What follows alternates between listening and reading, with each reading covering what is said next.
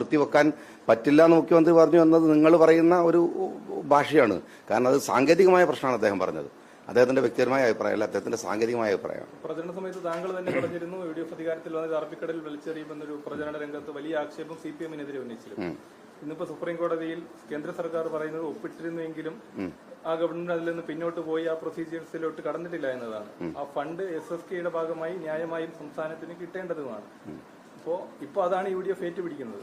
അത് കൈരളിയുടെ പ്രത്യേകമായ ഒരു നിരീക്ഷണമാണ്. കാരണം എന്താണെന്ന് വെച്ചാൽ ഞാൻ പറയട്ടെ അതെന്താണെന്ന് വെച്ചാൽ സുപ്രീം കോടതി ഗവൺമെന്റിനെ തടഞ്ഞു വെച്ച പണം 90 ചില്ലാനം കോടി രൂപ തടഞ്ഞു വെച്ചു. ആ തടഞ്ഞു വെച്ച പണം ഇതിൽ ഒപ്പിട്ടാൽ മാത്രമേ കൊടുക്കുള്ളൂ എന്ന് പറയുകയും ഒപ്പിട്ട ശേഷം സെൻട്രൽ ഗവൺമെന്റിന്റെ വിഹിതമായിട്ടുള്ള ആ പണം ഇവിടെ വരികയും ചെയ്തു. അതതിന്റെ വസ്തുതാപരമായ കാര്യം. ഞങ്ങളത് പരിശോധിക്കുകയും ചെയ്തിട്ടുണ്ട്. ഏത് ഫണ്ടായാലും ആ ഫണ്ട് ഗവൺമെന്റ് തടഞ്ഞു വെച്ചിരിക്കുകയായിരുന്നു. PMCയിൽ ഒപ്പിട്ടാലേ കൊടുക്കുള്ളൂ എന്ന് ഗവൺമെന്റ് പറഞ്ഞു. ഒപ്പിട്ടതിന് ശേഷം ആ പണം കൊടുത്തു. ഓക്കെ, വേറെ ആർക്കെങ്കിലും സംശയം?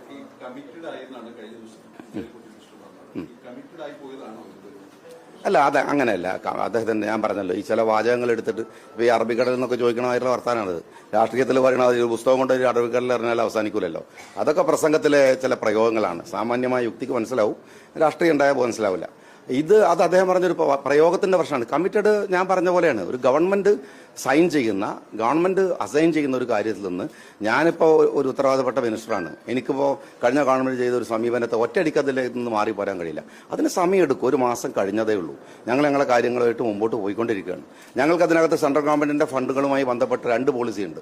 ഒന്ന് ഐഡിയോളജിക്കലി നമുക്ക് ബാധകമാകുന്ന, പ്രത്യേകിച്ച് PMCയെ പോലെ നമ്മളുടെ ക്യാമ്പസുകളിലേക്ക്, നമ്മളുടെ സിലബസുകളിലേക്ക്, നമ്മളുടെ കരിക്കുലത്തിലേക്ക്, നമ്മൾ വിചാരിക്കുന്ന നിരീക്ഷണങ്ങളിലേക്ക് കടന്നു കയറുന്ന ആശയപരമായ പ്രശ്നങ്ങളോട് ഞങ്ങൾക്ക് വിയോജിപ്പുകളുണ്ടാവും, സ്വാഭാവികമാണ്.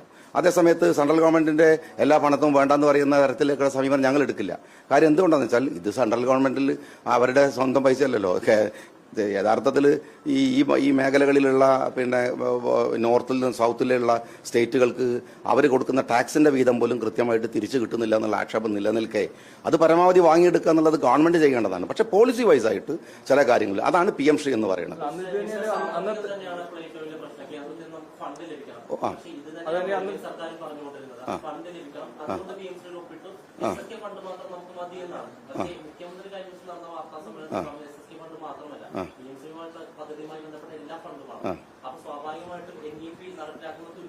ഞാൻ ചോദിക്കുന്നത്, ഗവൺമെന്റ് ഹോസ്പിറ്റലുകളുടെ മുമ്പിൽ അത് സെൻട്രൽ ഗവൺമെന്റിന്റെ ഒരു പിക്ചർ വെച്ചിട്ടില്ലെങ്കിൽ പണം കൊടുക്കില്ല എന്ന് പറഞ്ഞു. ആദ്യം LDO കൊടുക്കില്ല, അത് പറ്റില്ല എന്നൊക്കെ പറഞ്ഞു. പക്ഷെ സത്യത്തിൽ പിന്നീട് അത് എല്ലാ ഹോസ്പിറ്റലുകളും പോയാൽ കാണാം, എല്ലാം അവിടെ ചിത്രം വെച്ചിരിക്കുന്നു, പണം വാങ്ങി. അതിന് ആക്ഷേപിക്കാൻ ഞങ്ങൾ വരാതിരിക്കുന്നത് അത് ഐഡിയോളജിക്കൽ പ്രോബ്ലം അല്ല. കാരണം കേന്ദ്രം ഭരിക്കുന്ന ആളുകൾ പലതരത്തിൽ പേരുകളിൽ സ്കീമുകൾ ഉണ്ടാക്കും. നമ്മൾ അങ്ങനെയാണെങ്കിൽ കോൺഗ്രസ് ഗവൺമെന്റ് ഉണ്ടായിരുന്ന സമയത്തും അത്ര സ്കീമുകൾ വന്നിട്ടുണ്ട്. ഇന്നൊരു ആവാസ് യോജന എന്നൊക്കെ പറയുന്ന പല സ്കീമുകൾ വന്നിട്ടുണ്ട്. അപ്പൊ ആ തരത്തിലുള്ള പിടിവാശികൾ അതിൽ നിന്ന് ഒഴിവാക്കുക. പക്ഷെ PMC അങ്ങനെ അല്ല.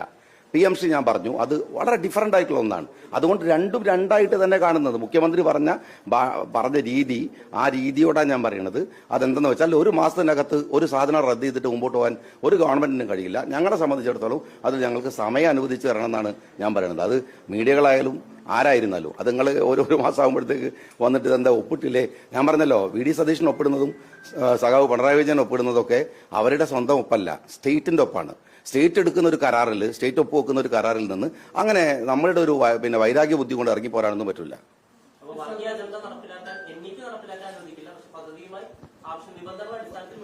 ഞങ്ങൾക്ക് അതിനകത്ത് ചില നിബന്ധന ഞാൻ പറഞ്ഞു. നമ്മുടെ കരിക്കുലത്തെ, നമ്മളുടെ സിലബസിനെ, നമ്മളുടെ മക്കൾ പഠിച്ചുകൊണ്ടിരിക്കുന്ന കേരളത്തിന്റെ കൾച്ചറിനനുസരിച്ചുള്ള ഒരു പാഠ്യപദ്ധതി കേരളത്തിൽ എന്തായാലും ഉണ്ട്. ആ പാഠ്യപദ്ധതികൾക്ക് അനുസൃതമായിട്ട് വരാവുന്ന ഒന്നിനെ ഞങ്ങൾ അംഗീകരിക്കുള്ളൂ. അല്ലാതെ അംഗീകരിക്കില്ല എന്ന് ഞങ്ങൾ പറഞ്ഞു കഴിഞ്ഞു. അത് ക്ലാരിഫൈ ചെയ്യണമെങ്കിൽ, അത് കറക്റ്റ് ചെയ്യണമെങ്കിൽ ഞങ്ങൾക്ക് സമയം ആവശ്യമുണ്ടാവും, സ്വാഭാവികമായ സമയം ആവശ്യം ഉണ്ടാവും.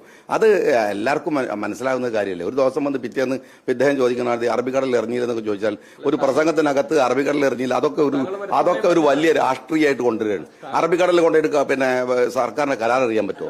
അതൊക്കെ ടെക്നിക്കൽ പ്രസംഗത്തിൽ അങ്ങനെ പ്രയോഗമുണ്ടോ? അതൊക്കെ രാഷ്ട്രീയമായിട്ട് പറയുകയാണെങ്കിൽ അതൊക്കെ തെരുവിൽ പറയേണ്ടുന്ന രാഷ്ട്രീയമാണ്. ഒരു വളരെ സീരിയസ് ആയിട്ട് ഒരു മീഡിയയുടെ അകത്തിരുന്നിട്ട് കൈരളിക്ക് ചോദിക്കാം, നിങ്ങൾക്ക് അതിന് റൈറ്റ് ഉണ്ട്, ആ ചോദിച്ചോളൂ, ഞാൻ പറയേണ്ട ഞാൻ തീരുമാനിക്കണം. അപ്പൊ അതുകൊണ്ടാ